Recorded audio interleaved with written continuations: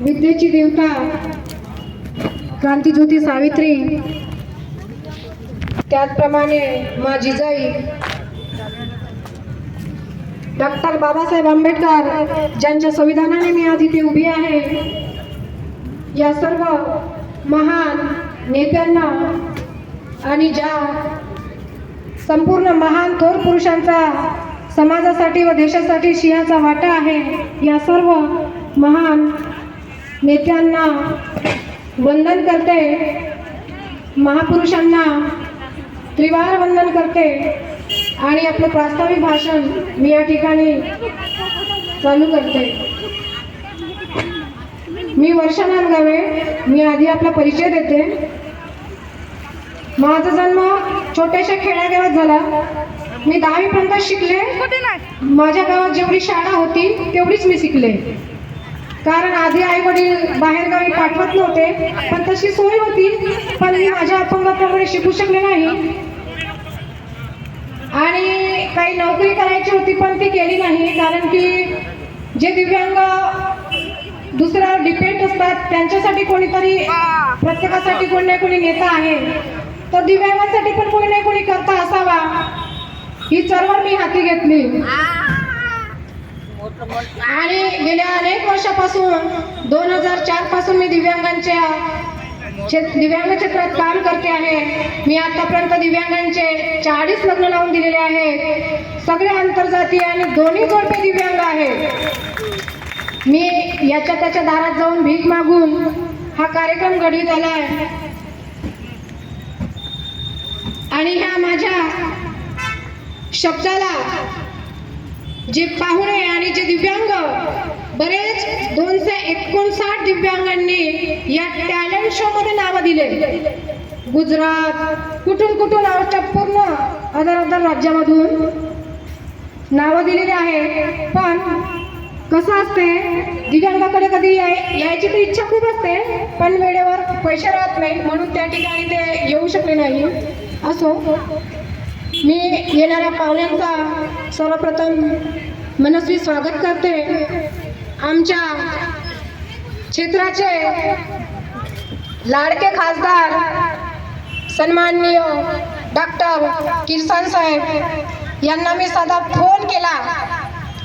मी असे भरपूर आपल्या जीवनात प्रसंग बघितले की मोठे लोक झाल्यावर फोन उचलत नाही गरीब माणसाचं, पण असे लाडके आमदार मी पाहिले की त्यांनी एका रिंगमध्ये माझा फोन उचलला. कधी उचलतात, मी कधी लावतो तर कधी उचलतात, भले 2 शब्द बोलतील पण उचलतात. त्यांचा या ठिकाणी आगमन झाल्याबद्दल मी माझ्या संस्थेच्या वतीने, माझ्या संपूर्ण दिव्यांग परिवाराच्या वतीने, माझ्या देसाईगंज नगरीच्या वतीने मी त्यांचा मनस्वी स्वागत करते. त्याचप्रमाणे या कार्यक्रमाला अध्यक्ष म्हणून सन्माननीय पोलीस निरीक्षक चव्हाण साहेब उपस्थित झाले, त्याबद्दल मी त्यांचं पण या ठिकाणी स्वागत करते. सॉरी चव्हाण साहेब.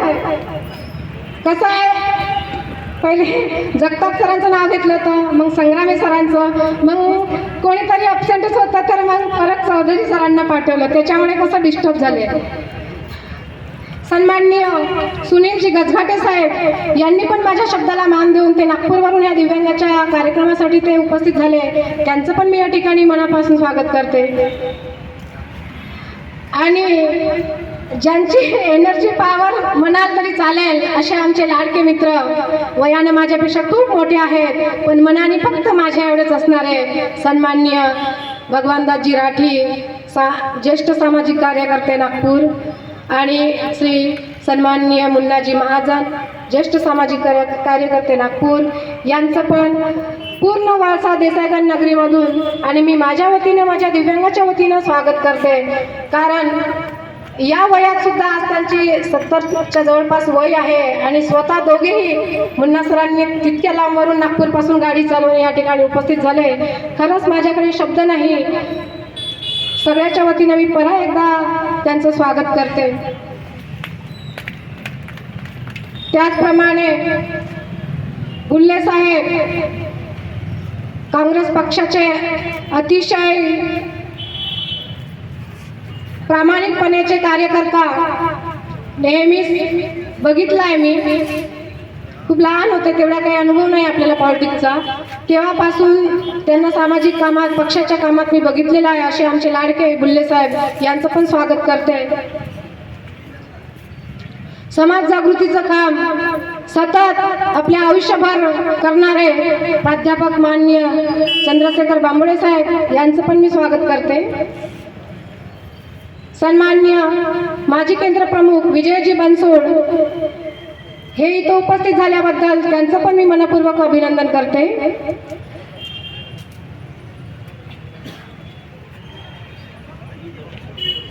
सन्माननीय उषाताई विजयजी बनसोड या पण इथं एक महिलाची भूमिका प्रतिनिधित्व बजावल्याबद्दल त्यांचं पण मी मनापासून स्वागत करते. अनिता मेश्रामताई यांना पण खूपदा मी महिलांच्या सामाजिक कार्यात बघितलेलं आहे. या दिव्यांगाच्या क्षेत्रात या पण या ठिकाणी उपस्थित झाल्याबद्दल त्यांचं मी मनस्वी स्वागत करते. आणि सगळ्या राज्यातून या ठिकाणी दिव्यांग उपस्थित झाले.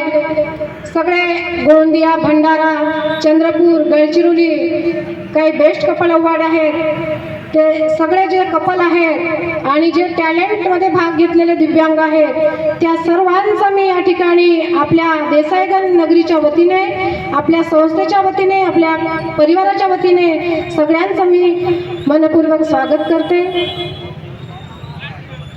स्वागत, सत्कार, सन्मान कसा आहे ही भाषा दुसऱ्याला चांगली वाटते, आम्हाला तर सगळ्यात चांगली वाटते. कारण आम्ही दिव्यांग, आम्हाला कधी मान भेटतच नाही. त्याच्यामुळे आम्हाला हे शब्द कानावर पडले की थोडं वेगळं वाटतं. लिटरली आम्ही अभ्यासातून गेलो, आम्ही एकदा खेड्यातले. आणि मी माझ्या कार्यक्रमाची सुरुवात जेव्हा अधिकाऱ्यांकडे जात होती तारीख घ्यायला तर खरंच जाऊ देत नव्हते. आमच्या अंगावरचे धड कपडे राहायचे नाही. लोक म्हणतात ना, घर में कुछ नहीं रहेगा चलेगा, लेकिन तुम कितना टाक रहो तभी तुम्हारी औकात दिखती, नहीं तो तुम कितने भी अच्छे रहो कोई पूछता नहीं. आज की जो ये न्यू जनरेशन है, ये है कुछ लोग जो अदर राज्य से है उनको मराठी समझती नहीं. मैं कुछ भी बोलूं कुछ नहीं समझता, इसलिए थोड़ा हिंदी में बात करना चाहूंगी. मैं जाती थी किसी की तारीख लेने के लिए अच्छे आदमी की, तो मेरी शक्ल सूरत देख के वो अंदर जाने नहीं देते थे. कलेक्टर की बोलो, सीओ की बोलो, तारीख लेने जाओ तो उनको दरवाजे के बाहर जब निकलते हैं वो घर जाने के लिए, तब मैं दौड़ के जाती थी और सर रुक जाओ सर, मुझे ना आपकी तारीख लेनी है, ये लोग मुझे अंदर नहीं जाने दे रहे. ऐसे कर करके 2 रुपये 5 रुपये कलेक्शन कर करके मैं 2004 में सबसे पहला कार्यक्रम वीरगांव में किया था. इजेट खोबरागड़े थे, ये हमारे डिस्ट्रिक्ट में सीओ थे. और पहला मेरा कार्यक्रम हुआ था तो हमारे देशमुख साहब समाज कल्याण अधिकारी थे, हमारे सम्माननीय नामदेव जी किरसान साहब, इनकी बहुत तारीफ कर रहे थे. वो कुछ 2 महीने पहले मेरे यहाँ उनकी फैमिली आके चली गई तो उनके बारे में बता रहे थे कि हल्बी समाज के लिए वो एक बहुत बड़े मसीहा है, तुम्हारे जिले के लिए बहुत ही एक अच्छा आदमी मिला है करके सभी बहुत तारीफ कर रहे थे. अभी मैंने तो कभी देखा नहीं क्योंकि मैं पहली बार खासदार हुए तब देख रही हूँ, क्योंकि हम बहुत दिन से छोटे हैं. तो कभी भी हम जो मांगने जाते हैं किसी को या कलेक्शन करके प्रोग्राम करते हैं, मैं ये प्रस्ताव लेके कलेक्टर के पास भी गई है कि शाला बाह्य जो बच्चे हैं, स्कूल छोड़ के जो बच्चे रहते हैं उनके लिए कोई प्लेटफॉर्म नहीं रहता. मैं पहले जनजागृति प्रोग्राम लेती थी, पहले बड़े बड़े कैंप भी लेती थी, जिसको सर्टिफिकेट चाहिए वो ऐसे कैंप लेती थी. तो अभी जो इंटरनेट का ज़माना है, अभी सबको पता चलता है कि हमको क्या मिल रहा है क्या नहीं मिल रहा है. तो प्लीज़ ये कचरे की गाड़ी जो भी है ये बंद कर दो. पहले कचरे की जो गाड़ी है ये बंद कर दो. पहले उनको समझता नहीं क्या यहाँ प्रोग्राम चालू है.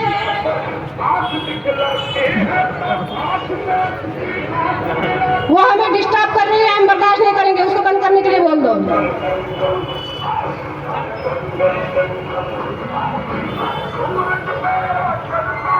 देखो मैं भूल गई ना, मैं जो भी बोलना चाहती थी वो भूल गई. तो पहले जो प्रोग्राम लेती थी मैं, जन जागृति प्रोग्राम लेती थी, लेकिन समय के हिसाब से मुझे खुद को भी ये सोचना पड़ा। मेरी शादी हुई, मैं माँ बनी, तो मुझे लगा माँ बनना कितना सौभाग्य है, शादी होना भी एक बहुत बड़ा सौभाग्य है। तो मैंने बहुत ऐसे विकलांग लड़कियां देखी जो मुझे बहुत फोन करते थे, मैम हमें कुछ भी करो लेकिन हमारे अपने साथ लेके जाओ, हमें नहीं रहना। क्यों नहीं? पेरेंट्स के साथ नहीं रहना।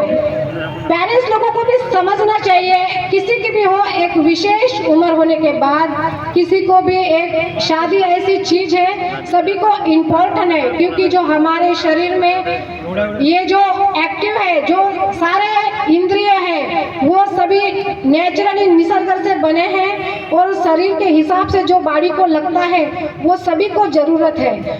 तो माँ बाप ने ये बच्चे बड़े होने के बाद ये सोचना चाहिए कि हमारे बच्चे की शादी करना जरूरी है, लेकिन लड़के की तो करके देते हैं क्योंकि उनकी प्रॉपर्टी रहती है, तो लड़की के नाम करेंगे, कुछ भी करेंगे, लेकिन करके देते। लेकिन लड़कियों की शादी नहीं करके देते। वो बोलते हैं तुम्हें काहे के लिए शादी चाहिए, तुम्हें बर्तन घसो, कपड़ा धो और पूरी कामवाली की तरह घर में रहो। बहुत सारी लड़कियां हैं, आज भी 40-42 की एज पार हो चुकी है। तो 2018 में ऐसे लड़कियों के मुझे फ़ोन आए, तो मैंने सोचा कि यार मैं करके देखूं क्या। तो मैंने पहले वर वधू परिचय सम्मेलन लिया, उसमें 6 लोगों की शादी जुड़ी। तो फिर मैंने शादी तो जोड़ के रखी, लेकिन करूँगी कैसे।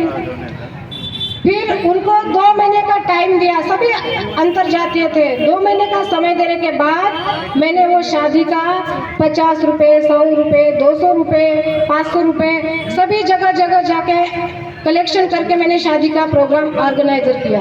मैंने कलेक्टर साहब को रिक्वेस्ट की, आपके साथ मैंने बहुत ऐसे प्रोग्राम देखे गवर्नमेंट के कि 50,000 का कार्यक्रम रहेगा ना, 5 लाख दिखाते। फोटोग्राफर के अकाउंट पे 1 लाख ज़्यादा डालेंगे, साउंड सिस्टम के अकाउंट पे 2 लाख ज़्यादा डालेंगे, खाने वाले के अकाउंट पे 3 लाख ज़्यादा डालेंगे। ऐसे 5 लाख का एस्टिमेट बनाते, एक कार्यक्रम करोड़ों रुपए का दिखाते गवर्नमेंट, और हम 1 लाख का कार्यक्रम ले रहे हैं। तो भी हम रिक्वेस्ट करते सर हमको दीजिए प्लीज, क्योंकि कैसा है ये ऐसे जो प्रोग्राम होते हैं ये होते ही नहीं एक्चुअली, सिर्फ चेयर बांटने के प्रोग्राम लेते हैं। खासदार फंड आया तो वो भी वही लेते, आमदार फंड आया तो वही लेते। अब आमदार के घर में मैंने खुद पत्रिका जाके देख के आई, कैसा है उन्होंने खुद सोचना चाहिए कि एक दिव्यांग लड़की अगर सामने आके कुछ करना चाहती है, मैं विरोध नहीं करना चाहूंगी, तो उनका एज अ सपोर्ट करना चाहिए। किसी में पार्टी से बिलीव नहीं करती, लेकिन जो इंसान अच्छा है उसको मैं सपोर्ट करती जरूर हूँ। मुझे पार्टी से कोई लेना देना नहीं है। पार्टियाँ ऐसे आएंगे जाएंगे और सत्ता आएंगी जाएंगी, लेकिन हम यहाँ जो इस जमीन पर है, हमारा जमीन तो हमेशा जिंदा रहने वाला है कि नहीं। कलेक्टर के पास मैं अभी भी ये टैलेंट शो का लेकर गई थी, सर बोली बहुत लोगों ने पार्टिसिपेट किया है और सभी की बहुत इच्छा है कि हम अपना टैलेंट लोगों को दिखाएं। बहुत सारे जन जागृति के प्रोग्राम आते हैं, आरोग्य विभाग के आते हैं, फॉरेस्ट के आते हैं और कृषि के आते हैं। तो जो भी दिव्यांग है उनको एक स्वयं रोजगार तो मिलेगा, क्योंकि और मैं तो चाहूँगी कि जो स्कूल है एज ए सिर्फ ब्लाइंड एंड मुकबधिर, ये दोनों ही स्कूल रहना जरूरी है। मतिमंद की स्कूल की कोई आवश्यकता नहीं मेरी कहने से, और विकलांग तो बिल्कुल नहीं चाहिए, क्योंकि कोई ऐसा विकलांग नहीं आज तक चपरासी भी मेरा बना हो वो स्कूल से है क्या। कोई तो दिखा दो भाई, कोई नहीं, सिर्फ 1 लाख का पगार लेते हैं, चुपचाप रहते हैं। ऐसे कोई भी आज तक ऐसा लड़का एक्टिव नहीं हुआ वो स्कूल से, फिर भी चलती है गवर्नमेंट, उनके सपोर्ट करती है, जान दो हमको कोई नहीं। लेकिन जो सच्ची में दिल से करना चाहते हैं, हमारे इधर सिर्फ बाबा आमटे हुए, उन्होंने कुष्ठ रोगी को अपनाया, दिव्यांग को अपनाया। आज भी आनंद वन में कुछ लोग दिव्यांग मतिमंद है, मुकबधिर है, ब्लाइंड है, वो जी रहे, क्योंकि अच्छे जो लोग हैं, जो शरीर से अच्छे लोग हैं, ये विकलांग लोगों को थोड़ा सा अलग समझते हैं। मैंने ऐसे बहुत लोगों की इंटरव्यू भी ली है।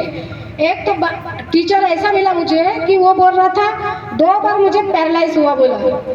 मेरे घर के लोग भी मेरे साथ नहीं हैं, और मैं जब जिस ऑटो में जाता हूँ वो ऑटो वाले भी मुझे बैठने नहीं देते, बोले वो रो रहा था।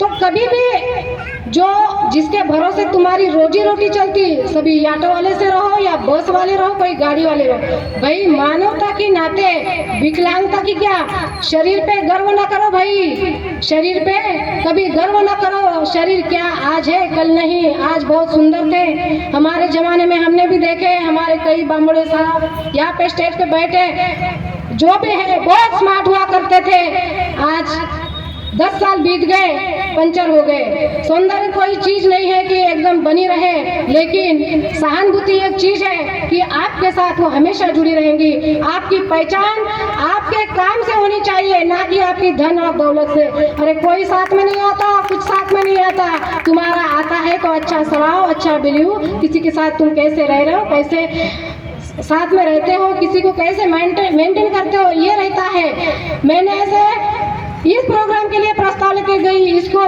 बोली उसको बोली, किसी ने नहीं, लेकिन मेरे ऐसे 3 ग्रुप है, एक भीम क्रांति है, न्यू इंडिया है और दिव्यांग ग्रुप एक है। वो ग्रुप में मैंने मैसेज डाली, महिला क्रांतिकारी एक ग्रुप है, काफ़ी सारे महिला 5-10 महिला थे, कुछ किसी ने 100, किसी ने 200, किसी ने 500 ऐसे दिए। और मैं नितिन गडकरी साहब को मिलने गई थी, सम्माननीय हमारे मुन्ना जी महाजन हैं, इन्होंने कहा था कि आओ वर्षाताई उनके पास जाके देखते हैं, देंगे तो देंगे, नहीं तो जान दो, गोटा तो मार के देखेंगे, गिरा लग गया तो लग गया, नहीं लगा तो जान दो। हम गए थे, एक लेटर दिए थे, बस उन्होंने 25,000 रुपये इस कार्यक्रम के लिए दिए। हमने कलेक्टर को रिक्वेस्ट की, समाज कल्याण अधिकारी को रिक्वेस्ट की, वो बोले ये क्या है प्रोग्राम, हमको पता भी नहीं, हम ऐसे प्रोग्राम को देते भी नहीं बोले। मैं बोली ठीक है मत दो, लेकिन आओ तो सही।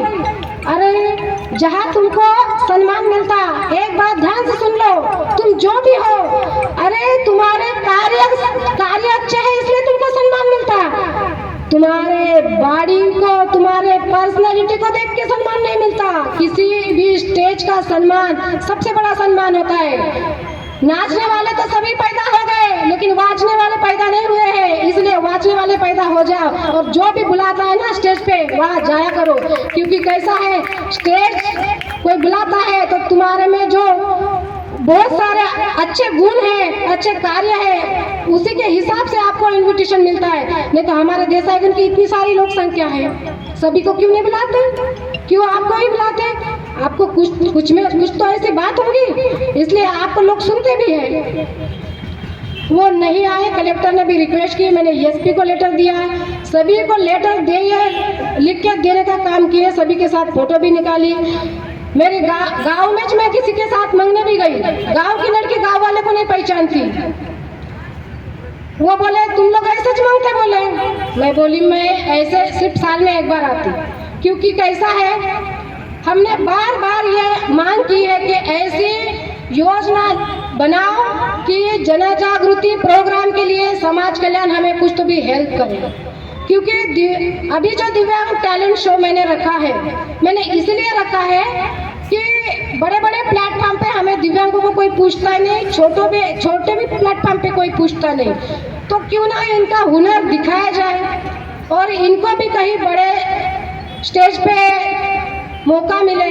तो कोई भी अगर इंसान बड़ा होता है तो छोटे सी ही बात को लेके वो इंसान बड़ा होता है, तो इसलिए मैंने ये कार्यक्रम ऑर्गेनाइजर किया। अब इसके लिए मुझे जो तकलीफ उठानी पड़ी वो मेरे लिए कोई आम बात नहीं है, क्योंकि मुझ में ऐसा प्राउड है कि नहीं ये सच्ची में मैं कर सकती क्या, एक ही रात में फाइनल करती, हाँ करना है ठीक है। जितने भी मेरे दोस्त हैं सभी को मैंने धमकी जैसे दे दी, भाई तुम्हें इतना देना है, तुम्हें इतना देना है, तुम्हें ऐसा करना है, किसी को लाउड स्पीकर करना है, किसी को खाने के लिए करना है, सभी को मैंने रिक्वेस्ट किया। अब कोई दे तो ठीक, नहीं दे तो मेरे घर के मुझे तो झक मार के देना है, क्योंकि ये स्पीकर वाले, खाने वाले और जो भी रेस्ट हाउस है, लक्ष्मी होटल है और जो होटल हमने बुक किया वो तो कार्यक्रम होने के बाद मुझे छोड़ने वाले नहीं है। वो तो सिर्फ बोलते हैं भाई हमने आपको सबसे पहले सपोर्ट किया, अब आप कार्यक्रम खत्म हो गया, वो लोग चले जाए, वर्षा नांदगांव इधर आओ और पैसे दो बस। पर मैं हूँ तो मुझे लगता है कि मेरे लोग कहीं ना कहीं तो जाने चाहिए, कहीं ना कहीं कुछ अच्छा करना चाहिए, कि हम हमेशा मैं तो नहीं रहने वाली, आई हुई चीज़ हमेशा खच्चीकरण होता है, हो सकता है मैं मर जाऊं, लेकिन कोई तो मेरे जैसा आगे आए और करने की कोशिश करें। लोग, मैं मांगने जाती थी तो लोग बोलते पड़े, अरे बच्चू कडू ने तो आपके लिए बहुत कुछ किया, आपको करने की क्या चीज है। भाई आप एक बात सुन लो, बच्चू कडू हमारे विधानसभा का आमदार है क्या? तो हमारे इधर के दिव्यांग लोगों के लिए कुछ करेंगे? बताओ। वो बच्चों कडू अमरावती के विधानसभा का है और सभी आमदार खासदार अपने अपने क्षेत्र में खर्च करते हैं, तो हम उनको मांगने जाएंगे तो हमको देंगे क्या? मैं जब मांगने गई थी तो सब लोग मुझे यही बोल रहे थे, अरे बच्चू कडू तुम्हारे लिए कितना कुछ करता है, फिर भी तुम ये क्यों कर रहे हो? मुझे बताओ भाई, हमारे लिए क्या चीज है? कहीं बैंक में जाओ तो लोन नहीं देता सुशिक्षित बेरोजगारों के लिए, बराबर है? देता है क्या?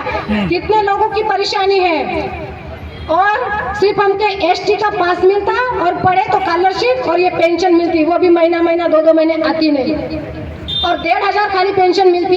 एक बार अगर बुखार भी आया तो किसी हॉस्पिटल में गए तो 1,500 तो ऐसे खत्म हो जाते, जब तुमको 1 लाख रुपए पेमेंट मिलता किसी टीचर को, किसी अन्य कर्मचारी को। भाई तुम 5,000 का खाना खाओगे, 10,000 का कोट पहनोगे, लेकिन किसी गरीब की तकलीफ को समझते नहीं है यार। तुम्हारे इधर कैसी अहिंसक जागृति है, किस तरह से बने हो तुम लोग यार? दूसरे के बारे में सोचा करो। कुछ नहीं लेके जाओगे, आए हो वैसे ही जाने वाले हो। कितनी भी प्रॉपर्टी रहेंगी, झगड़े हो जाएंगे, लेकिन समाज के लिए थोड़ा समय दो। जो समय नहीं देना चाहता वो पैसा दो। बाबा साहब ने कहा है कि जिसके पास समय नहीं है और जिसके पास पैसा है वो समाज के लिए पैसा दे, और जिसके पास समय नहीं है तो आप जैसे लोग जो आए हो, अभी बैठे हो, ये आपका सबसे बड़ा श्रमदान है। कोई भी कितना भी बड़ा वक्ता रहेगा, लेकिन बैठने वाले लोग अगर नहीं रहेंगे तो किसी की कोई वैल्यू नहीं रहती। इसलिए सबसे ज्यादा प्राउड आप लोग हो। आप बहुत दूर से यहाँ आए हो और वर्षा देसाईगंज शहर में आप रुके हो, और ये प्रोग्राम अभी आगे चलने वाला है। जो मैंने बेस्ट कपल इसलिए रखा है वो बात भी मैं बताना चाहती हूँ, क्योंकि मैं हर दिन देखती हूँ ये मोबाइल के चक्कर में एक इंसान दूसरे लेडीज को हाय बोलता है, खाना खाई सोई, ऐसे दुनिया भर के अभी बहुत सारे हो रहे। तो कहीं ना कहीं हमारे घर के, हमारे पूरे भारत की भी स्थिति और आउट ऑफ कंट्री की भी बोले तो भी चलेगा, इतनी बिगड़ चुकी है कि हर दिन, अभी चौधरी साहब बैठे थे वो भी बताएंगे, पास तो भी कैसे जाते थे पति पत्नी के खिलाफ, पति पत्नी के खिलाफ, एक दूसरे के खिलाफ जाकर रिपोर्ट देते हैं, मुझे इसके साथ नहीं रहना। भाई 20 साल तक तुम्हें प्यार था, अब 2 दिन का कोई मिल गया उससे तुम इतना अपने पति से झगड़ रही हो। मैं बड़े गर्व से कहूंगी 7 साल हो गए, मैं 2018 से अभी शादी करके हूँ, सबको 1-2 बच्चे हैं, बड़े प्यार से रह रहे दोस्तों, बड़े प्यार से रह रहे। उनके लिए एक बार जोरदार तालियां हो जाए। दोनों भी विकलांग है, कैसे घर चलाते होंगे उनको ही पूछो उनकी परिस्थिति क्या है, तो लेकिन अच्छे रहते हैं, कोई भी उनकी पुलिस कंप्लेंट नहीं आई। और तुम शरीर से सुदृढ़ हो, तुम न जाने कितने पुलिस स्टेशन में जाके अपने पति के, कोई पत्नी के खिलाफ रिकवाते हो, तो सोचो तुम शरीर से नहीं, तुम दिमाग से कितने विकलांग हो। आज कम से कम 50-70% तो शरीर से कम मुझे बुद्धि से विकलांग लगते हैं। मैं क्या बताऊं उनके लिए, तो थोड़ा पढ़ाओ। और आज का जो हमारा दिव्यांग टैलेंट शो है और मेरे जो बेस्ट कपल है उनका अवार्ड का कार्यक्रम है, अच्छे कपल करके उनको मैं सम्मानित करना चाहती हूँ। और मैं बहुत ज़्यादा कुछ बोलूँगी नहीं, बोलने के लिए तो बहुत सारी है, हमारी जिंदगी पूरी अंधेरे में है, लेकिन क्या ही कहूँ। आने वाले सभी प्रमुख अतिथि, उद्घाटक, सभी मान्यवरों का, उपस्थित सभी का मैं फिर से दिल से स्वागत करती हूँ और अपना प्रास्ताविक यहाँ पे समाप्त करती हूँ। किसी को अगर कोई दुख पहुँचा हो तो बट सॉरी तो मैं बोलूँगी नहीं, क्योंकि ये मुझे अधिकार है, क्योंकि मुझे जो तकलीफ है इसीलिए मैं बोल रही हूँ। जिसको बुरा लगे वो घर में गालियाँ दे, जिसको अच्छा लगे वो तालियाँ बजाए। Thank you.